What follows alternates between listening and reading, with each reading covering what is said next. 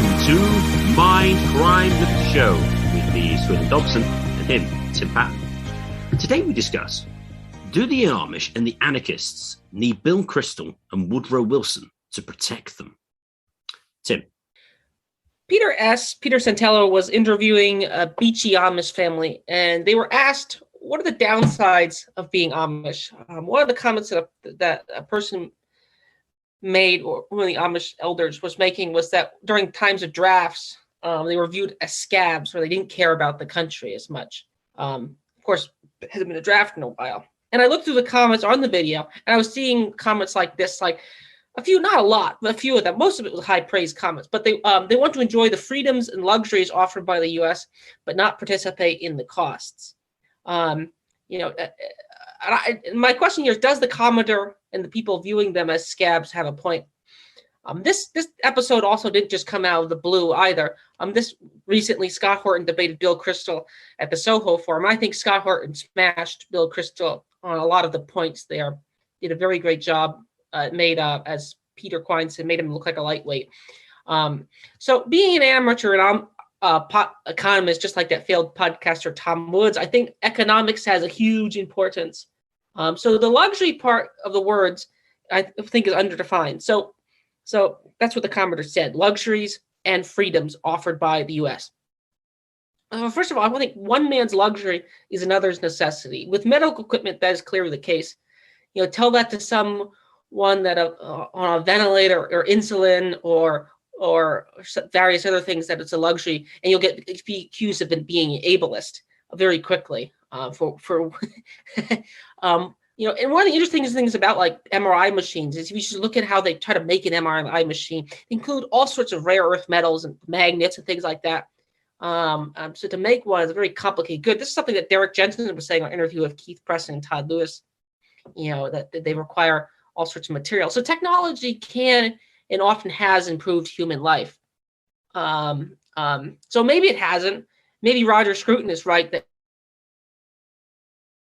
cars and trains destroyed human civilization of thick meaning, sort of stated that in his debate with Tyler Cowen. And there's always Javin's paradoxes of efficiency, like bigger refrigerator, more efficient refrigerators means you can have salmon flown in from Alaska or grown in a tank.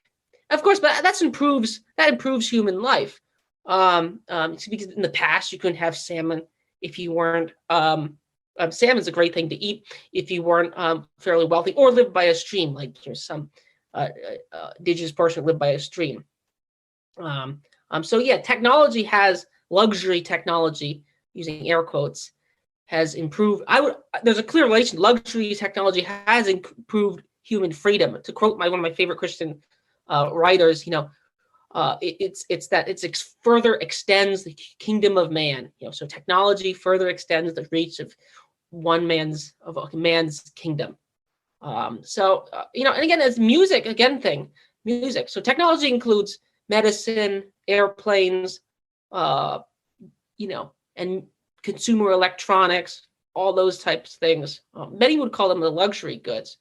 But if you want to enjoy music, if you're going to have an opera or a symphony, that requires a lot of instruments. And so unless you have good manufacturing techniques, you're not going to have a lot of operas and symphonies. Even me, for example, thanks to technology, I can listen to classical music. Supposedly, I think Beethoven only ever listened to some of his works like once or twice. And I've listened to that stuff, even an uncultured, somewhat Philistine like myself. So I've listened to lots of that. The production method itself is a kind of technology, to use Neil Ferguson's killer app analogy. So now I'm always willing to add in a bunch of Roger Scruton and primitivist addendums in here. I'm always willing to add a bunch of those in. I mean, there's two forms of production. You have North Korea, South Korea, roughly the same people, the same technology, and one produces more. Again, you add some Roger Scruton addendums in there and primitivist addendums. The North Koreans don't have K-pop. The North Koreans don't have have higher fertility rates, from my understanding, too. So maybe the North Koreans get things right. And I think the Amish, for example, on technological fronts, sort of resemble that. Now, again, not Amish. Not all Amish are that. There's zillions of groups. the group that was being interviewed was a sort of beachy Amish people, which are probably closer to Mennonites in their technological use. But, like with most other groups, there's 20 different, as Walter Block says, there's for libertarians, 10 libertarians, 20 positions. So Mennonite, Anabaptists probably have that same thing. But I'm going to go into more why I think that is relevant here. But again, back to the luxury question. They work hard. So working hard is what matters to produce goods. They have that down pat. They're not a bunch of shirkers from most understanding. They'll work 50, 60 hours a week. Their women will work the same. So it's working hard. They're not, welfare queens, to use sort of the, or degenerate, to use some of the right words. I don't think you can classify them by them. They're intelligent. They have ingenuity and craftsmanship. They have all that credit. But the question is, if not getting stolen is a sort of part of it, which I'm going to get to, that's where we get into more difficult areas here. But first, I want to go back to freedom before we continue on luxury. The question of freedom is the other question, luxury and freedom. First of all, what is freedom? Am I free to stick this sharp object into your chest with it? The answer, of course, is not really. We did an episode on is murder wrong? Whether the moral arguments exist, we're not really here to debate that. But in general, no. But this goes back to protection. How do you stop people who want to kill you from wanting to kill you? So that's unclear. So the freedom question is, Bill Kristol, Woodrow Wilson, and the Amish could just differ on definitions of freedom. The Amish, of course, don't participate. Amish the least. Some of the Peter Santenello was interviewing Schwarzen groupers. They're probably the lowest of them. They're very primitivist. They don't participate in Wilson's or Kristol society that much. They don't really use the roads that much. They use horse and buggies. So then they don't even have like the vehicle infrastructure there. So they're behind Roger Scruton's railways line. They're behind that. And the Amish example are an extreme version of this.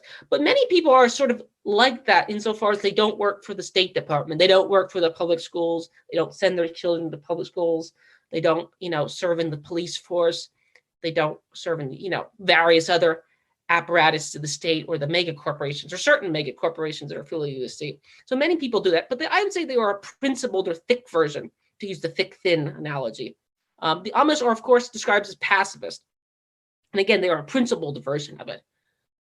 And to go back to the Kristol thing, without the military, in particular the U.S. military, there'd be no peace, is probably the strongest argument in favor of Bill Kristol. This was the point he was making in his debate with Scott Horton. Hey, we keep the peace. Russia, U.S., Russia and Germany didn't go to war. U.S. and Germany didn't go to war since 1945. Isn't that great? There's been no nuclear wars. So that's the claim. There's been also no Hitlers. Now I'm going to get to the Godwin's law before anyone cites that in a second. But the security, the strongest critique the Amish would be against the Amish would be that they were free riders against this peace.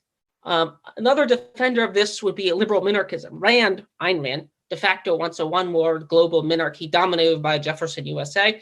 Yaron Books, and if you've ever watched the Yaron Book show, Yaron Books has a lot of neocon lines. He thinks the U.S. should stay in Afghanistan, from my understanding. He thinks the U.S. should, he very much follows Bill Kristol's advice. So whether Rand does, Yaron Books in a lot of ways does. Bill Kristol's best argument, again, would be one world minarchism. Security, going back, is probably related to the luxury part and the freedom part.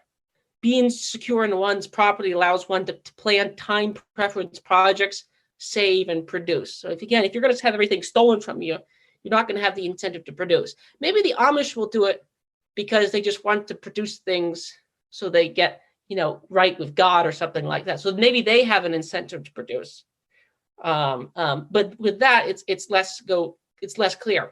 But in order to produce complex goods, one needs to protect them from looters, rioters, and saboteurs, both foreign and abroad. Just get the luxuries of societies without the cost. And to all the other groups, again, it's not just about the Amish. There's other groups that are less affiliated with this sort of state. Again, they're an extreme version, but they're leading by example. So there's a reason I like them. A lot of thinkers will bring up, and movements will bring up pacifism, being, you should be Christ-like, but they don't really mean it in full earnest or all situations. A lot of normie cons and normie Christians will talk about Bonhoeffer, but if one looks at Bonhoeffer, what he was doing by standard thinking is domestic terrorism. Statist church was doing the standard statist Christian definition. So like liberal Christians like Brian Zahn, who stated on Twitter he's not an anarchist. He likes to go over Bonhoeffer, but Bonhoeffer was basically assassinating the leader of the Wehrmacht. I mean, if I went out and wanted to assassinate the leader of the current United States, I don't think a lot of liberal Christians would treat me like some Christ follower. But that's besides the point. Okay. And again, going back to Godwin's law, Hitler, of course, Wilson. Well, for Woodrow Wilson, it may have just been the Kaiser and the whole German Prussian people, but we'll just memory hold that for now, in general, or a threat to security for Bill Kristol. I mean, again, Bill Kristol brought in the debate. I mean, security policy since like 19. I mean, they find these figures all over the world. They'll find them. Saddam has to go. Assad has to go. Putin has to go. Xi Jinping has. They find Hitlers everywhere. And again, in the United States too. Within the United States too. So, and World War II hangs over this. And again, if you push them hard enough, they'll always bring that up. I want to differentiate between two types of pacifist. So the thin one is someone who does it for tactical reasons. Libertarians following the NAP are kind of tactical pacifists too. If someone faces libertarians will only use aggression for defense, not offense. Now there's a gray area, what counts as offense, what counts as defense, but they only use it for defense. If someone faces an enemy and just says, if someone faces an enemy, so they lay down their weapons, I wouldn't call that principled pacifism. I mean, for example, if the cops pull me over and I've been pulled over, I was speeding, air quotes. The U.S. has very weird speed laws for environmental reasons. You support a national ID. I mean, maybe you could ask, how much they stole in citizen action forfeiture, or go full Fourth Amendment. But I think Third Amendment. But that's besides the point. So again, if someone doesn't like the Tsar's wars and doesn't join the Tsar's army, or doesn't like Woodrow Wilson's wars and doesn't join, the American Expeditionary Force in World War I, but then goes and sabotages, that's not really pacifism. That's just tactical pacifism. You don't like the war. That's not disavowed violence. A lot of civil rights stuff is like this. What you're really doing is hyper obedience to the state. This is the point that's brought up by an Army War College lecture, that like the civil rights movement, for example, a lot of the it's called pacifist, but the power of the North was always behind a lot of it. They wanted to crush Southern states' independence. This is post 1960 here. They wanted to crush. Now again, the normies will all say, well, that's a good reason to crush it. We've crushed them abroad. Now we have to crush them internally. But it's more like hyper obedience to the state. The thick ones like the Amish are the hard example. And this goes back to my freeriding claim. The Amish are the pacifists par excellence. They supposedly sing hymns if they get robbed, which might be a sort of deterrence method for them. So now again, and they follow off the early church, so Christ, James, and various others, and Andrews, they all took the punishment. They were all crucified or killed. They didn't join the state, of course. I'm not here to debate whether that's the true Christian line here. I'm sort of using them as an example here. But so I'm going to start with the easy questions. Will Amish be free to practice their religion as they fit without Bill Kristol and Woodrow Wilson protecting them? Wouldn't the Nazis or communists just put them in camps? If it wasn't for the freedom-loving Kristol, Churchill, and FDR, even though, of course, FDR put some ethnic groups in camps and forced them to do work for the state in their wars, wouldn't they just be rolled over? Swithin?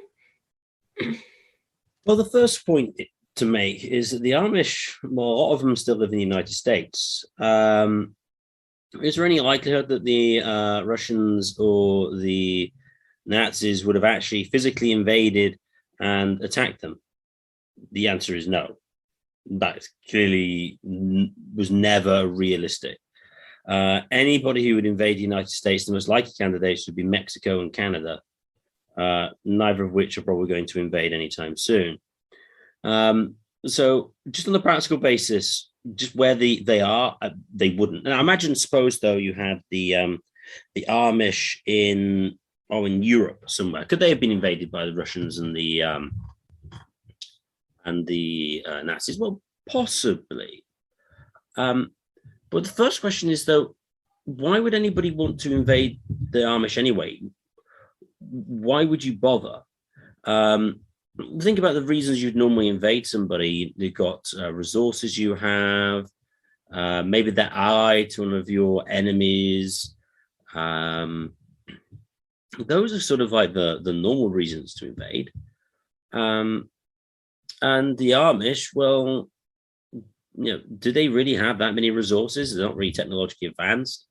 I mean, why bother? Now, I suppose you could say, oh, well, we need troops for our army, and we'll enlist the Amish men to do that. But that's a possibility, I suppose. And also, they work hard, so they'd be good tax cattle. Again, another possibility. So, yes, I mean, it's possible that they would be invaded. But the question is, well, what would be the likelihood of this taking place? It would seem that since, say, the Second World War, the countries which have sort of caused problems for the Americans in general, militarily speaking, have been ones that they have actively engaged themselves to begin with. And or you could argue blowback from, assuming the standard 9/11 story is true, from various military escapades overseas. Now, the Amish wouldn't have done that. So would the Amish then have been attacked by those? Well, no, probably not. The question is, well, why have you got other people? Well, again, that's possible. That is a possible outcome. But I think it somewhat, I don't know who'd bother to invade the Amish. I don't really see that being a hugely probable action. That said, of course, the very fact that they will refuse to defend themselves will mean that they do reduce the costs of invading them. I think that is true. And to the extent to which that they might be in an area of lots of minerals that people might want to use, the very fact that they don't defend themselves or won't does mean that, yes, you could argue they are free riders to some extent. Although the main point here, though, is the US military isn't really a particularly defensive force. It's like an imperial force, which doesn't really do very much defending of the US. So whether they do defend the USS, it's not Star Trek, is whether or not the escapades abroad actually prevent any military action in the US, which I think is doubtful for the reasons I've outlined so far.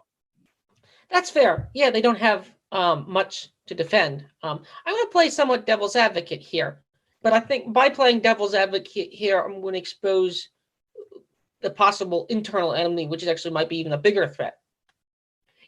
Maybe they don't have military reasons, but there's also ideological reasons to invade or someone. You want to invade someone to convince them of your own religion. I mean, this was quite clear in the post 1918 period with respect to communism here.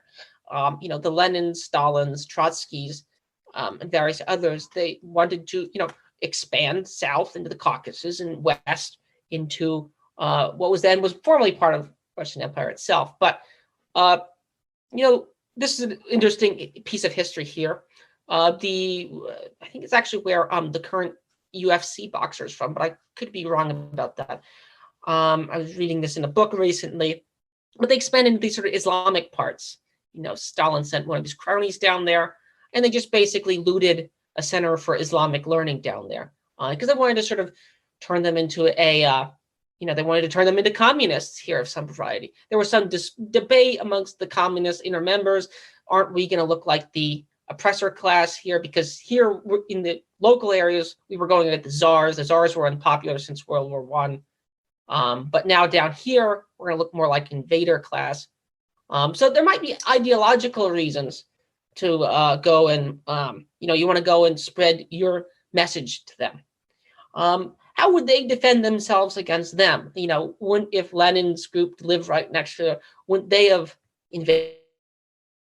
Now, of course, they don't. But again, if you take the neocon ideas seriously about defense, now whether we should or not, whether that's fair, if we don't fight them over there, they'll be in Pennsylvania or Ohio. That's where a lot of them live within a decade. What do you make of that? There are ideological reasons. Swithin, what do you make of that claim? Yeah, of course, the ideological reasons are a reason to invade, and again, that's possible. So if there was a group which was ideologically concerned that the Amish were to convert, as it were, then yeah, of course they could invade them. I think that's entirely possible. And in that case, and as I mentioned before, I do think the Amish, could be taken. They might try to have non-compliance with the authorities or whatever, but I think with sufficient numbers and sufficient force on a relatively small population group, which they typically are, notwithstanding their large birth rates, I think yes, you could invade them, yeah, because they're not going to put up a fight. So I do think that's fair, and I do think you can make the case that to some extent the Amish do free ride on sort of like the US Defense Department. It's just that given where they currently are, the probability of anyone really ideologically invading them is quite small. As I said, if they're in the Middle East, it'd be another question, but they aren't. And as Keith Preston points out, the US, this is more of a military thing, but the US continent the North American continent is probably one of the easiest ones to defend.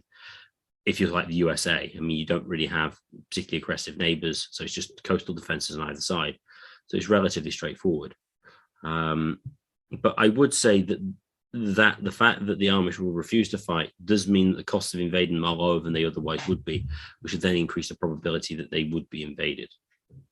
Maybe they might need them to protect them. Yeah, maybe they might need to protect them from foreign aggression.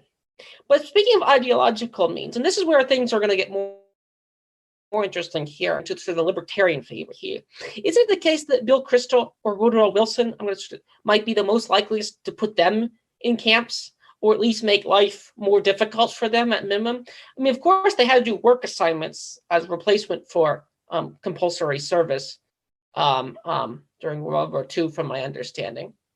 And with the growth of, totalitarian humanism, we could see them, I'm not really sure how they would answer the cake baking question here. They homeschool, they private school, of course. So they have lots of areas outside of it. But wouldn't you say that, Bill Kristol or Woodrow Wilson might be the most likeliest, ceteris paribus? Again, if you get into other areas, there's certain people that would clearly view them as enemies. I mean, I imagine the child service would be a bigger threat to them at this point than, Marxist-Leninism. Swithin? It certainly does seem to be the case that the current, or over the last 100 years, the most aggressive, the individuals with the most aggressive foreign policy do tend to be the most ideological. So making the world safe for democracy, etc., bringing women's rights to Afghanistan, etc., etc., etc. These are not people, at least who officially sort of cheer on the wars. Now, the people behind the wars could well be more traditional, have more traditional reasons for actions, such as mineral rights, economic reasons in general, or just sort of like geopolitical posturing. But yeah, Woodrow Wilson, etc., Bill Kristol, were all very much part of, I suppose you could call it liberalism of a sort, of an oft abused word, and they're quite aggressive in wanting to export it. And nothing makes them more mad than the fact that their export isn't consumed enough at home. So yes, it's entirely possible those types of people would be some of the first to sort of internally oppress the Amish. I mean, this is always a question when it comes to like foreign defense. It's like, okay, maybe let's just take for granted that the state, or an imperial state in the case of the US, is better at defending an area than the Amish or the anarchist community would be. Okay, fair. Let's assume that's true. But then you got to weigh it up as well. What's the probability and negativity, as it were, of internal or foreign aggression? It's like, well, okay, you might get a bit more foreign aggression possibly, but is that better or worse than having domestic aggression? I mean, it isn't obvious immediately what's preferable. Obviously, it's going to depend on a case by case basis. Yeah, although I suppose this goes back to your point about freedom. You know, what is freedom for Bill and Kristol? What is freedom for Woodrow Wilson? Again, it's kind of quite nebulous to a large degree. I suppose Bill Kristol would be some form of corporate capitalism with it would be rights. Woke cultural capitalism would be Bill Kristol. Well, yeah, I was going to say LGBT rights for women, minorities, etc. That's what freedom is to him. And obviously, if you don't accept that freedom, then you'll be forced to be free. Interestingly, of which the more conservative Amish groups have none of them. So again, I would say they're definitely would find themselves eventually, in theory, at the business end of the the corporate whatever you want to call it, state there. So that's how I would agree with that there too. Hans Hoppe at his recent PFS lecture made an interesting point. This relates to the national defense topic here. He talked about the social contract theory and why NAP things here. And he said one of the things about social contracts is that theorists themselves, when they go out and say that it exists, they don't actually ask for any acceptance of this. So like no one actually agreed to a lot of these state constitutions. There's no real agreement per se for these. They didn't ask everyone if they wanted these. They should just go out. So a lot of the social contract theories would just assume that everyone agrees this social contract here to agree. And groups like the conservative Amish would clearly not agree to many of these social contracts, especially formulated by people like Woodrow Wilson or Bill Kristol. So in that regard, this is sort of like Hans Hoppe. It's a protection service that he taxes you and asks you for military service while claiming to protect you from from getting punched in the face and theft. You can debate whether taxation is just user fees, but an organization that forces you, servitude for its military is a kind of a strange organization there. But that again, foreign versus domestic threats here. So I'm going to move on from that topic here, but I thought it'd be an interesting aside here with Hoppe's recent PFS lecture here on social contracts there. We'll move on here. As I stated at the beginning, there's two things stated, and I think they're related: luxury and freedom. Again, you could get fast and loose with the word luxury. What counts as a luxury? What doesn't count as a luxury? But could the Amish, and now again, there's many groups of them, and some of the groups higher up use more technology here. They don't just use horse and buggies. They use, trains. They use planes. They use modern medicine, and they use it quite well. Of course, I mean, they're very good. They're very hard workers. They're very ingenuity. They have a lot of intelligence. They have a lot of ingenuity. They're not what people call degenerate by no means. They have high birth rates. They're definitely not. They definitely have escaped the Malthusian trap par excellence here. They're not freeriders in the strict economic sense. If working hard is the sort of bastion of working hard. I was on with Keith Preston once, and one of my critiques was that a lot of people, I think Murray Rothbard would call this modal libertarians. A lot of people want to be socialists because they just don't like working and shirking and living off others. I don't think that's true of any of the Amish groups, the Mennonite groups, and those forth. So it's free riding is that economic free riding. They don't even take welfare in the United States. Don't take Social Security here in the United States. They have an exception to it. So in that regard, they're not freeing. But as far as economic liberty, to what extent do you think their wealth is related to the ability for Bill Kristol and Woodrow Wilson's Navy to patrol around. And this is sometimes a comment that's often thrown at by the sort of left libertarians, will throw at the right libertarians sometimes. And some other groups, the far left, of course, will throw this at the capitalists. They say that capitalist wealth comes through imperialism to some degree. Now, again, we can sort of get into the history of that if we want to, but sticking to the sort of certain groups of them, what percent of their wealth come from the existence of the the sort of large organizations, shall we say? Or do you think they're actually a free rider on them? My guess is, I don't have the exact numbers up here, but I would imagine they're net taxpayers. They do pay high taxes. Interestingly, many school districts in the United States, homeschoolers are actually a boon for them because some of them aren't tied to the students. Everyone pays property taxes, regardless if you homeschool or not. You don't get any tax credit. So my guess is they're huge taxpayers in that regard. So you can actually argue that they're, in a certain sense, free riders off them.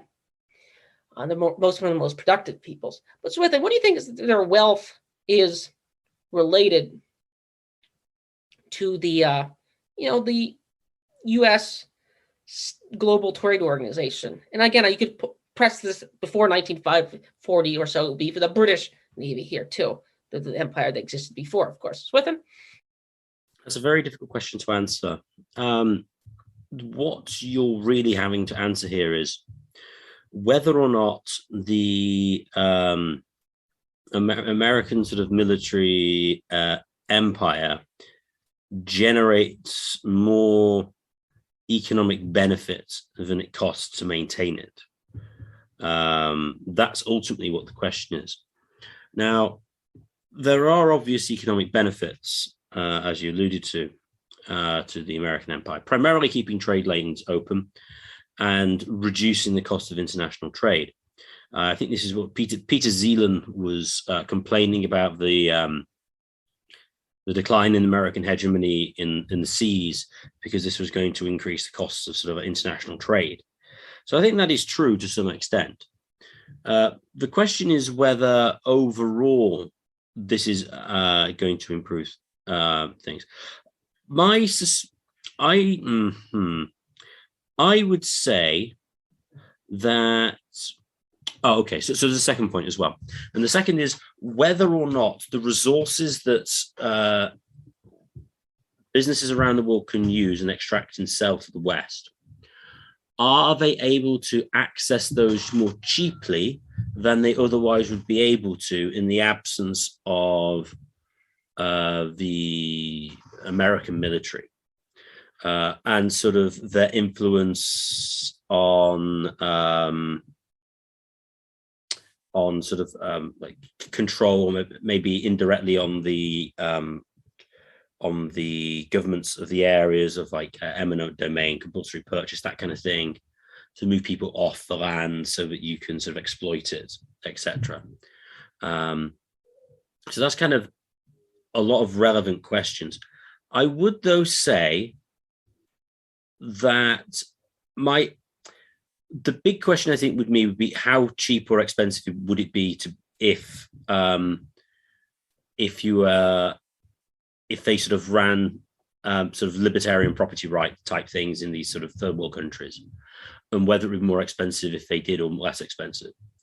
I do, though, think with the American military per se sort of protecting the seas, I think on net that's probably going to be to the detriment of the wealth, even though that might mean less long supply chains and things being produced more locally to reduce the cost of transportation.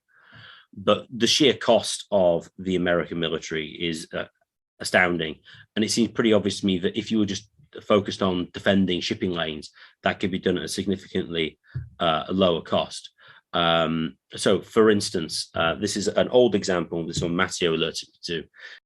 In the first half of the 16th century, there was increased militarization for various reasons, kicking out the Muslims from Spain, the radicalization of the North Africans who raided and the expansion of the Ottoman Empire.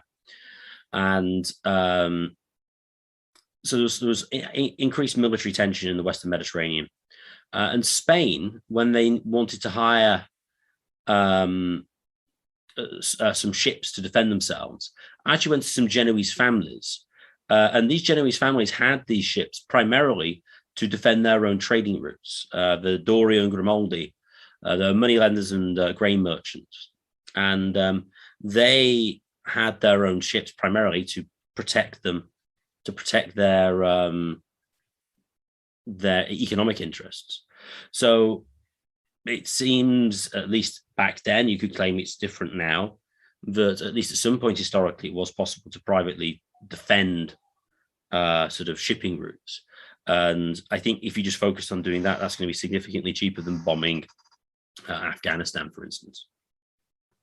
Speaking of shipping routes, I was following Alex Epstein's recent following of the U.S. budget monstrosity, this sort of giant bill that's trying to work its way through.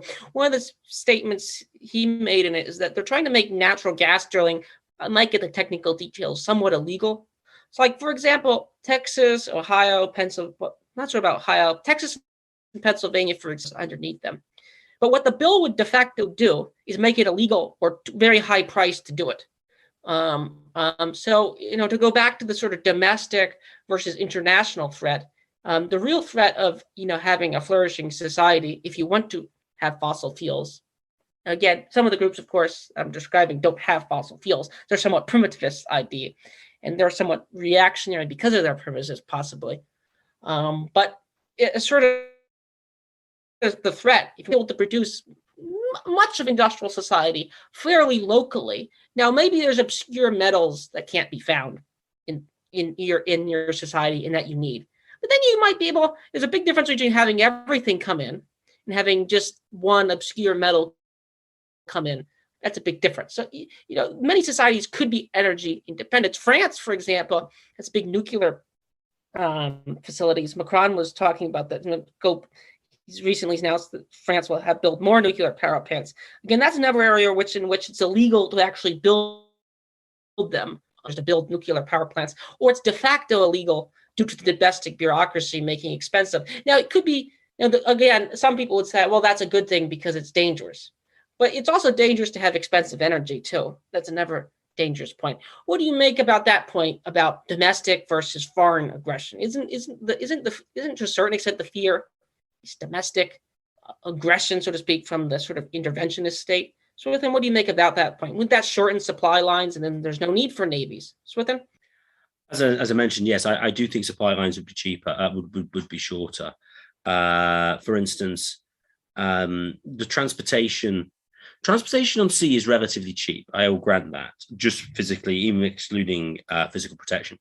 But transportation over land, wow, that's not cheap at all.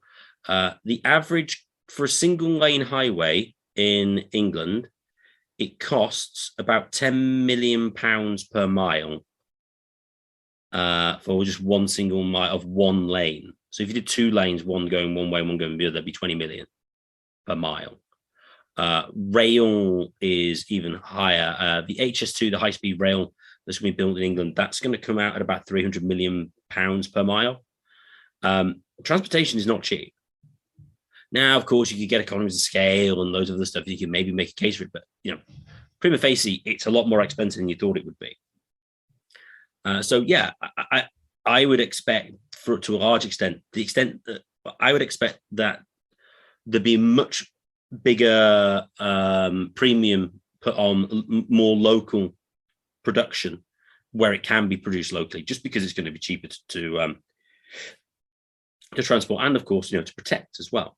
Apart from those examples you gave, so I would agree entirely with you that the bigger question really is domestic oppression rather than external. And I think the extent to which a government wants to focus on external threats is probably just to divert you away from domestic threats. You make an interesting point about energy. Not having enough energy can be dangerous. I mean, that's obviously true. I mean, you don't really want your hospital to run out of electricity. I mean, that wouldn't be very good. That's clearly dangerous in certain respects. So there's always danger. The question is which danger, how bad is the danger, and can we minimize it, and other sort of relevant factors. But yeah, I think everybody who goes on, oh no, what about the foreign invasions, foreign threats, really needs to focus on what the extent to which you have domestic threats. And the domestic threats are clearly a lot higher at present, at least. And speaking of energy, here's a very vanilla thing: heating. If you're in a northern climate, northern Michigan, Minnesota, there's fairly big Amish populations there, from my understanding. You're going to have winters in the 20s and 10. This is Fahrenheit, 30 Celsius. But you're going to have those winters. You can't survive outside in those conditions. So you need cheap energy. And with gasoline here in the United States per gallon, $100 barrel oil, that energy is going to be set. So domestic versus foreign. If you shorten the supply chains, you might not need the navies here. Again, there might be obscure elements that can't be found. But then I think the Kevin Carson critique is somewhat correct. Things would just be different. It would just look different to some extent. I think it would still be somewhat very advanced, possibly, if they want to be advanced, of course. If they choose to be advanced, I think it could be very advanced.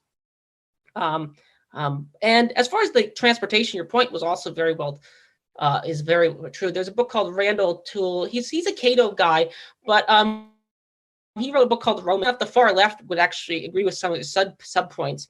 I mean, for example, both the transcontinental and the trans-Russia, whatever you want, the Trans-Siberian Railroad, initially were built not for economic reasons. They were built for military reasons, arguably. So they were built to, unify the continent of the United States here. Now, again, the Bill Kristol would say, well, that's why we don't have rival powers in the United States here. So maybe they have a point there. But, this goes back to the sort of one world government point here. So if you need to have unity in the United States, then you have to have unity overall. So Bill Kristol's real position should be liberal one world minarchism, not U.S. Dominance there. And Bill Kristol probably knows that's probably unattainable or outright imperialist, so he doesn't publicly acknowledge that. But as David Friedman would point out, if you really think you need a territorial monopoly, the territorial monopoly should be on the globe, not just locally. But a lot of the railroads in the United States and Russia, for example, just two societies I'm somewhat familiar with, are built for military reasons, not economic reasons. Actually, a lot of railroads put out water transportation. This is one of the sort of interesting subtexts. Take states like the Dakotas and Montana. I was there visiting recently.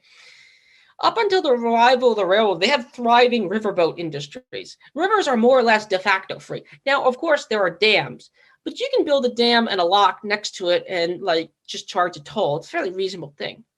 And actually, as Randall Toole points out in Romance of the Rails, free air travel, airplanes, and these 787 carbon fiber Dreamliners are amazingly efficient. Air travel is actually extremely cheap. Air travel put out the rail industry in the United States, which actually, interesting, eventually, as Peter Hitchens pointed out, was somewhat private at some point and somewhat profitable at some point. And they actually had to subsidize not only the military, so they built all these cities around the rail, which then caused the roads to have to be replaced them. So actually the railroads were put out industry by the U.S. highways. U.S. history is sort of hilarious in that part. But river travel is fairly cheap. Air travel currently for people, not for bulk weight, it's very expensive to haul, but for people, it's very cheap to fly around. So actually flying cars might be somewhat cheap there. But again, this is more of libertarian futurism at this point. But, to go back to the Kevin Carson point, I think it would look different. So maybe we'd have flying cars instead of roads. As long as you don't get, you're free to, travel from place to place as a person, or just carry those rare earth minerals you need for your factory. So that's how I would imagine. Swithin, do you have any comments about that? This is sort of a Kevin Carson point. You like certain aspects of that. What would you make of that? Oh, I would agree. It looked very different. I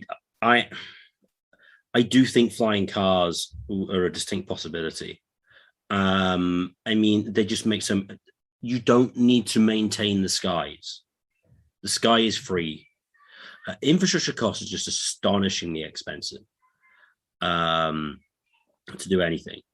And I think a lot more technology would go into flying, because flying is basically pretty cheap comparatively. And I think you probably get more of it, and you would get less car travel on the road, that is. I mean, what brought this home to me was not all countries in the world, which are actually quite developed, actually have proper roads everywhere. I watched an old Top Gear episode. Well, it wasn't old when I watched it. They went to the South Island in New Zealand, and in New Zealand, they mostly have gravel roads in the South Island, because there's no point having proper tarmac roads, because it's just too expensive. There's no point. And this is a state decision. So they have gravel ones, and people just have 4x4s. I mean, that just seems sensible that that's going to be the best use of resources. I mean, it just seems to be the case that there are the most rational use of resources could look very, very, very different than what it currently looks like. And of course, the technology would work accordingly. So, as you mentioned, I expect significantly more flying. You could get some road routes that are very important between major cities, but probably not that much. Obviously, you probably need some form of internal road subscription, unless, of course, you just go flying cars, which of course would be different. Although then the question is, do you have mass transport of various descriptions? So you could discuss those types of things. But yeah, I do think the way things would be set up and organized would be radically different. And then actually, this is also interesting. It impacts, for instance, how the internet works. I mean, this is a point Kevin Carson would like. Does Amazon exist without the government road system? I'm unsure whether that's likely. I mean, the additional cost it would take them to deliver that stuff would be a lot higher. I mean, would it make more sense just to produce it more locally? Possibly. So this sort of like central distribution model that you have, because you have quote unquote the economies of scale. You have the economies of scale because you have the government road system, which, as you point out, is mainly, well, the Siberian one you said, but from memory, the interstate American road system was built by Eisenhower primarily to mobilize the military easily and quickly around the USA. So yeah, the scenario would look very, very, very different. This is where people like Chomsky and the far left want it not only both ways. It's even worse that they'll ask them, people, let's say, in a libertarian society, who would build the roads? But then they'll say, well, many roads were built for military reasons. They aren't actually economic. They have externalities. And now, again, it's true that the Yaron Brooks types will defend certain aspects of this, and the Cato types to some extent too. But then if you go paleo live enough, they don't defend that. So what you're really attacking is those. Now, to the extent that they're related is relevant. So maybe they actually do defend them. But the roads that are built, they might just not be built, and that's not a problem. It's interesting that Jared Diamond had the book Guns, Germs, and Steels, and one of the things, he had the geography view of history. And now again, Jared Diamond's not the expositor of this. I don't really think he is, but it could be that geography is somewhat relevant. Like it's hard to have liberty or the freedom that the Amish want in certain areas. So like you might want to live by the coast with a mountain range that would make your society easy to defend. And you have access to water. You can have a small private navy, access to water, and a runway. That actually might be defendable. I mean, look at Britain, look at the United States. The French call the United States a global island, Fortress North America to somewhat, because it in some ways is an island.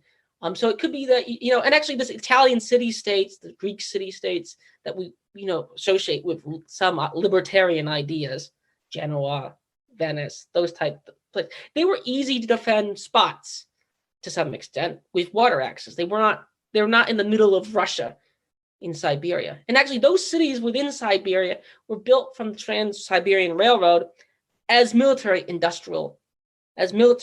points. Now, again, you could say, well, they need the mineral ores from them. But then you have to ask, why do they need the mineral ores? So maybe that couldn't be done. But then industrial society might not be possible without it. And as we discussed earlier, it could be that maybe industrialism is not impossible. But then you have to make a choice here. And we did a question with Keith Preston of, is anarchism reactionary or progressive? To the extent that economics is drives a lot of stuff. It could be that certain goods might not be available unless you're willing to build an army to go get them in a mine in some obscure location. That could be the case. But then you have to ask Noam Chomsky, do you really want that good at that cost? Is it really worth it? And you might just say no. But then again, maybe an MRI machine doesn't get built because there's a rare earth mineral that just can't be found. But that's just a sort of trade-off there. That's just sort of trade-off there. So who would build the roads? Some roads probably won't be built, and that's actually a good thing. Swithin, what do you make about that comment here about like maybe a libertarian society would have to be by waters? Historically, seems like the places that, like, in the past, if someone asked me where I wanted to live in the past, a good heuristic might be, is it by water? Athens, Genoa, London's not quite by water, but it's close. Most of the cities in South and Southern England, from my understanding, are all by water, port cities. Swithin, what do you make of that? It's certainly true that certain areas are easier to defend than others. Mountain ranges, generally being in islands. Also, given the ease of trade historically, up until basically the 18th century, the easiest way, at least in Western Europe, to get things around was via rivers and the seas, which to some extent explains the economic success of the Mediterranean. So historically, you'd want to be around there, and of course, coastal things are probably generally easy to defend. If you've got large plains, then you can be invaded from various different areas. I mean, so for instance, if you ever play the board game Diplomacy, you never want to be Germany, because Germany is astonishingly difficult to defend. You get attacked by the British from one side, you get attacked by the Russians from the other side, you get attacked by the Italians in the south. Though I'm not sure if on separate sides in Diplomacy, they might be, I can't remember. It's quite difficult to defend. That said, in principle, would it be possible to defend places with more challenging terrain to defend? I think that's possible with modern technology, other than that presupposes that the modern technology would exist. Got sufficient sort of artillery and sort of like anti-aircraft missiles and things, I think you could give it a good shot.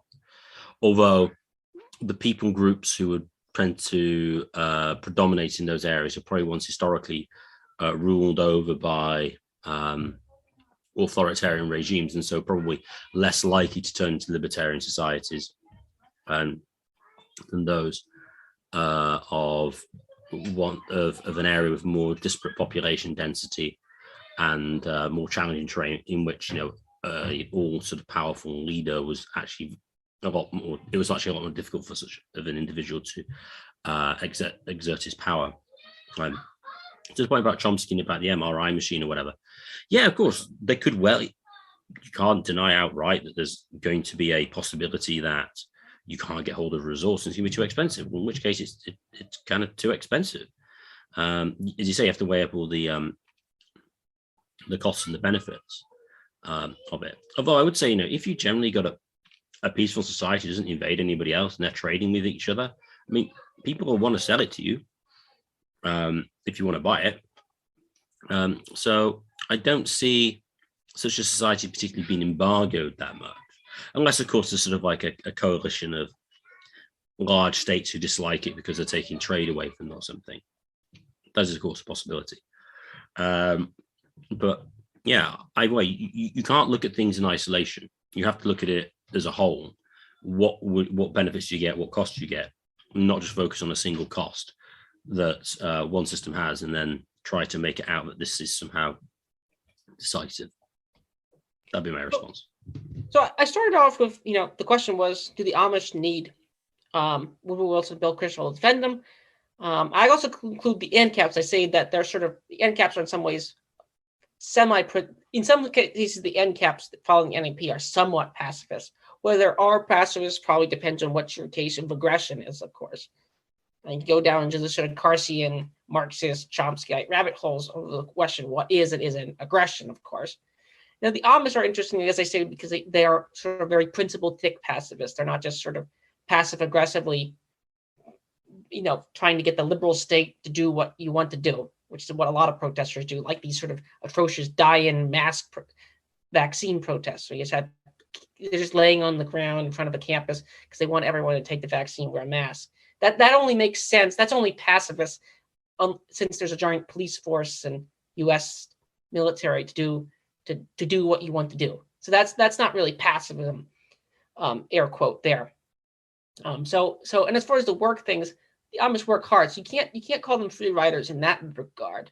The sort of modal libertarian type, Rothbard's I think is called, wouldn't apply to them.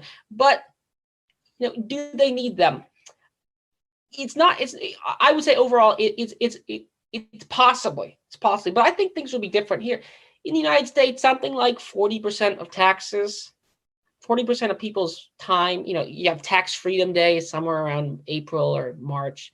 Again, for people like, I think it was Joe Biden who said he gets a religious experience paying taxes. Although I'm not really sure how many taxes he actually pays and what he actually gets in. And or was that Sam Cedar who said that? The thing about even groups like the Amish who are pacifists, they pay huge amounts of money into the state, something like 40% of and since they work a lot, they pay a lot more in. And if you're a labor theorist, and labor is the sort of, it's social necessary labor. Now, again, some of the Amish use horses, and you argue they're not using the best labor saving devices, but the Mennonites clearly are. So they're paying in that regard a lot. To beat that 40% number, the foreign invader has to be pretty brutal to beat that 40% number, or whatever the number is. And since they don't get any benefits, they don't even use welfare. They don't use Social Security. They don't use the public schools. They don't use any of the state services really, except the sort of general nuclear deterrence maybe. They seem to be good. Now, would the Ancapistan? Now, the Ancapistan, of course, wouldn't be pacifists. If they follow the NAP, they wouldn't do invasions abroad either, from their own society. Maybe Ayn Rand's society would for ideological reasons, but not for economic reasons explicitly. So, Swithin, what do you make of overall that summary? Do you think this goes back to domestic versus foreign? Maybe they need to defend them, but it seems like the bigger threat currently is Bill Kristol and Woodrow Wilson himself through various soft and increasingly not so soft aggression. Swithin? Well, I mean, who was it that put America under lockdown? Was it the American state governments or was it the Afghans? I think that answers the question. When it comes to the Amish free ride and need protecting, I think they do to some extent. Although I suppose that presupposes that pacifism doesn't work, which I don't think it does. And I think insofar as you think defense is required of a certain description, then yes, they do need Woodrow Wilson in a sense, but they don't really need Woodrow Wilson. They just kind of need some guns to stop people invading them. Now, does defense require offense just to sort of protect a particular region? Well, I suppose there could be optimal regions, but then this is going down into a whole could like a purely defensive force, even a state defensive force, defend itself, which I think is possible. I mean, I think Switzerland during the Second World War raised the cost of the Nazis invading them, and they've basically got a volunteer militia. They got some professionalized troops, I think, back then, but it wasn't huge, and they successfully prevented them from bothering invading them. So, and that's the Nazis, and they're pretty decent soldiers, and decent amount of money behind them, some reasonably good weaponry, at least for the time. So, the major threat is domestic, but I do think that the Amish do free ride to some extent. Any final thoughts, Tim? My final thought is probably the best argument for pacifism is that whatever form of their Christianity is actually true, and that you should just sort of martyr yourself. If enough people martyr themselves, they'll just sort of back away. That would be the best argument in favor of pacifism. But that depends on whether Christianity or their version of Christianity is true or isn't true. My final thought would be with respect to just a quick empirical point, which was brought up. Scott Horton said this after the fact. He said he sort of bluffed on it. He sort of just went over him. He said that, and he sort of somewhat said it, but he could have said it into more detail. He said, if you sort of look at the communists, which is regime number 2, enemy number 2 of the United States, so Germany, communists, the Nazis, then followed by the communists. First of all, as various historians point out, the U.S. sort of put the communists on the map, and they sort of built them in a way. They sort of financed the regime. They sort of, they could have made a deal with the White Army to end World War I. They could have made a deal with the White Army to end World War I. Actually, it was World War I, as Scott Horton, that most mainstream historians are pointing out, that sort of created all these bad men, that the neocons and neolibs too, because again, they hate Hitler as much as the conservative. Well, they hate them more in certain ways. So, a quick empirical point, if you just look at the actual invasions, have they actually made the world safer? It's not clear that the Kaiser was worse. Is that bad? So the actual invasions done by Wilson and Kristol and advocated by them, and like Christians in Syria and Iraq are basically, I know for Syria they've sort of been genocided to some extent. So maybe we need to protect the world from them. So those would be my final parts. Any things to add? I think you'd agree with the empirical point. That's a sort of elementary point. Most libertarians know that point. Many people on the far left know that point too. Swithin, any final comments on that? No, I think that's a very fair summation. Now, I'd just like to thank everyone for listening. If you've enjoyed this podcast, please share it with your friends and family. And please subscribe to us on Podbean on YouTube. The more subscribers we get, the higher we get in the search rankings. And if you'd like to contact the show for any reason, which we have had our first contact, and if you'd like to contact us, please contact us. We will respond. Please contact us at mindcrimelibernetyshow@gmail.com. That's mindcrimelibernetyshow@gmail.com. That's mindcrimelibernetyshow@gmail.com.